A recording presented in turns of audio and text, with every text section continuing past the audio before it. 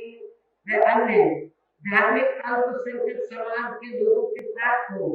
BJP की सरकार ने अधिकांश यहाँ सोतेला व पक्षपात वाला रवैया ही अपनाया है। बीजेपी की सरकार में अपर कास्ट समाज में से विशेषकर प्रबुद्ध वर्ग में भी ब्राह्मण समाज हर मामले में अपने आप को काफी ज्यादा उपेक्षित महसूस करता रहा है।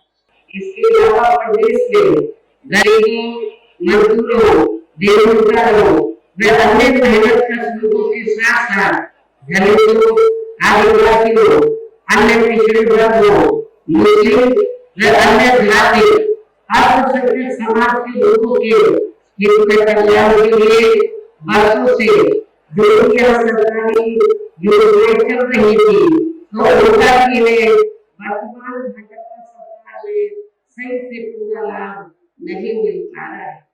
साथ ही दलितों व पिछड़ों को भी आरक्षण का पूरा लाभ नहीं मिल पा रहा है, क्योंकि अपनी सरकार में भी ज्यादातर सरकारी कार्य प्राइवेट सेक्टर के जरिए ही कराए जा रहे हैं, जिसमें इनके लिए आरक्षण की कोई व्यवस्था नहीं है।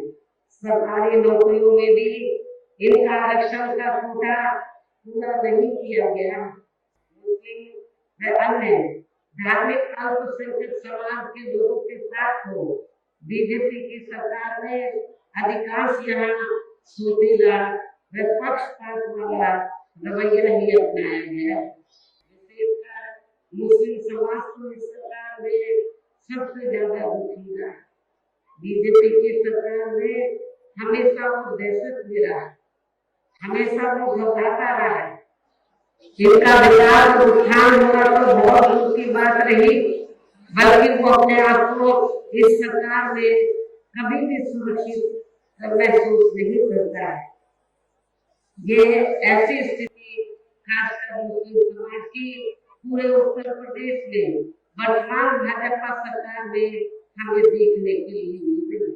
इतना ही नहीं बल्कि इस बार बीजेपी की सरकार में अपर कास्ट समाज में से विशेषकर प्रबुद्ध वर्ग में भी ब्राह्मण समाज हर मामले में अपने आप को काफी ज्यादा उपेक्षित महसूस करता रहा है।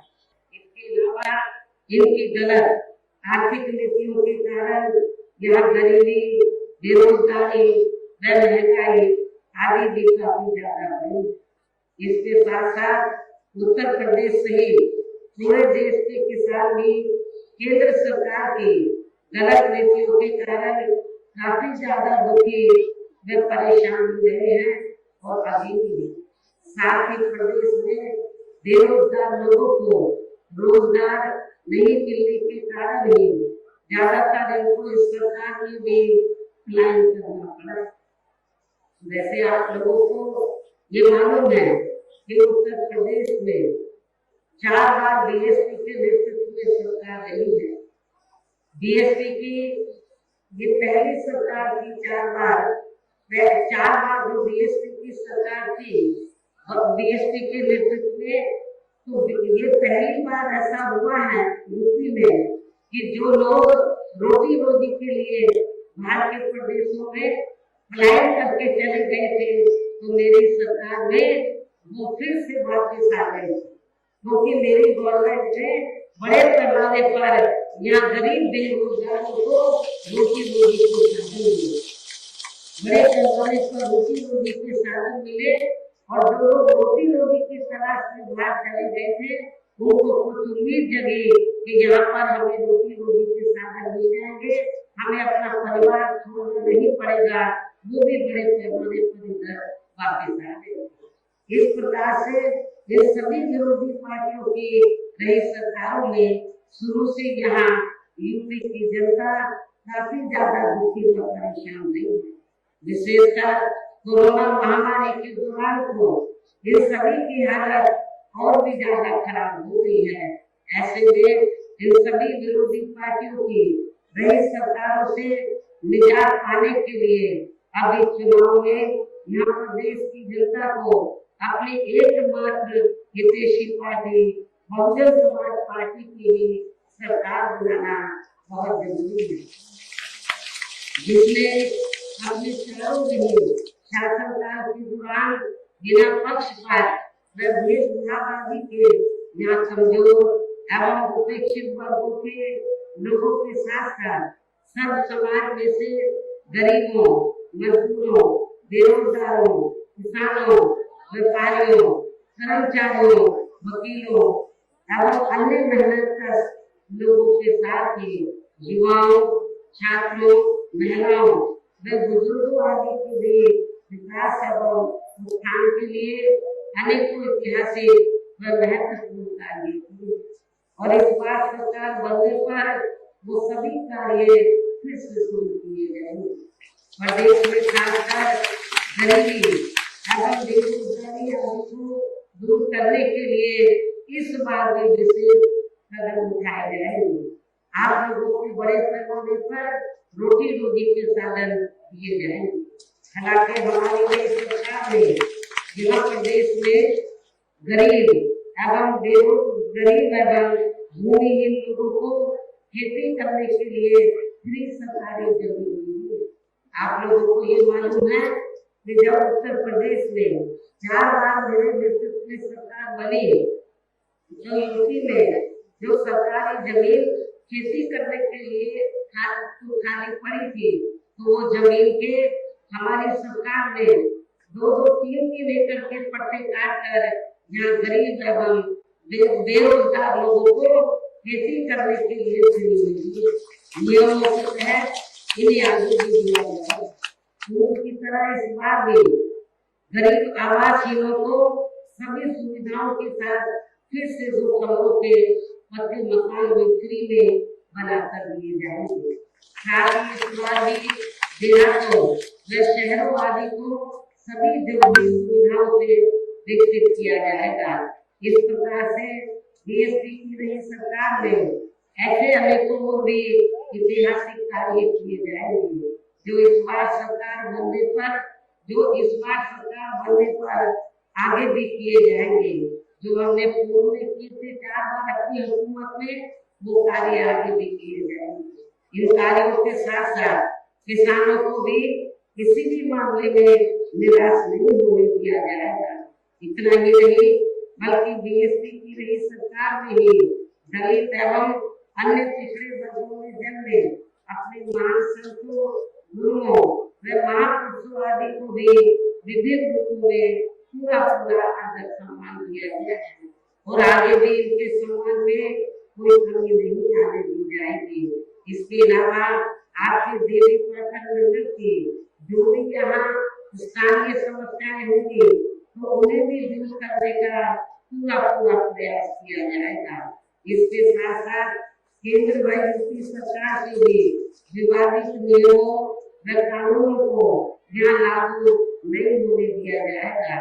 इसके साथ ही बीएसपी की सरकार बनने पर यहाँ बीजेपी व सपा आदि के शासनकाल की तरह कानून व्यवस्था को किसी भी कीमत पर खराब व लचर नहीं होने दिया जाएगा तथा हर स्तर पर यहाँ कानून द्वारा कानून का राज भी कायम किया जाएगा।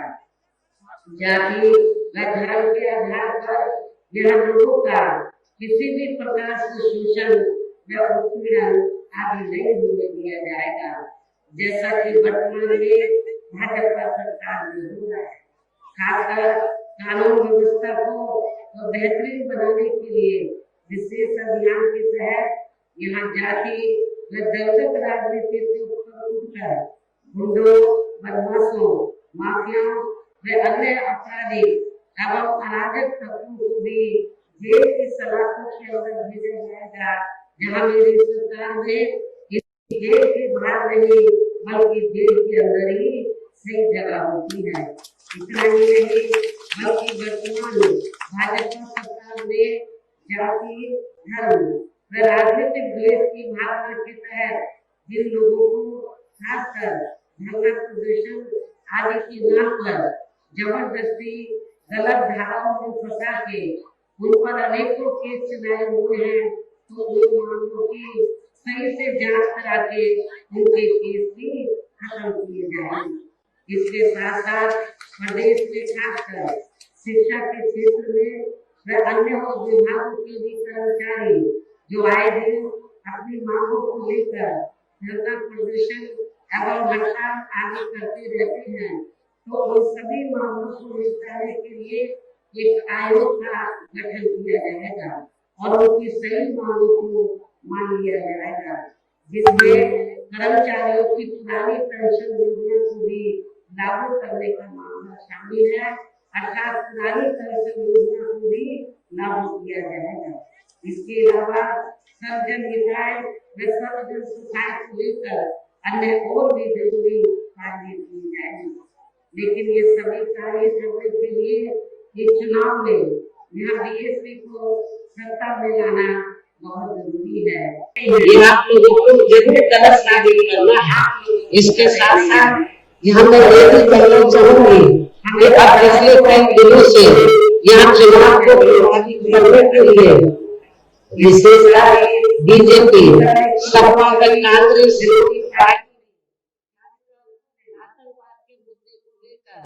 जो घिनौनी राजनीति कर रहे हैं, तो उसके बहकावे में भी आप लोगों को कतई नहीं आना है। और वैसे भी ये मामला हमें अदालतों आदि के ऊपर ये छोड़ देना चाहिए, तो ये ज्यादा बेहतर होगा। इसके साथ ही पूर्व की तरह इस चुनाव में भी विरोधी पार्टियों ने विभिन्न रूपों में जो अपने हवाई व प्रलोभन भरे चुनावी घोषणा पत्र आदि जारी किए हैं, जिन्हें सत्ता में आने के बाद ये पार्टियां अधिकांश अमल में नहीं लाती हैं, तो उनके बहकावे में भी आप लोगों को कतई नहीं आना है, जिन पर से अब जनता का काफी हद तक विश्वास ही उतर गया है। इसलिए इस मामले में बीएसपी किसी भी चुनाव में विरोधी पार्टियों की तरह अपना कोई भी चुनावी घोषणा पत्र आदि जारी नहीं करती है।